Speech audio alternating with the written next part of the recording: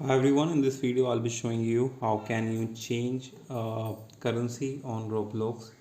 So guys, if you want to change currency, there is no such setting, but if you really want to change it, then you can do one thing. You can change your location according to your currency. If you want to make if you want to make a dollar currency, then you can change your location using a VPN to the US country. And but there is a typo, guys, because Roblox might ban you for using VPN, or if and some of the game doesn't supports VPN server.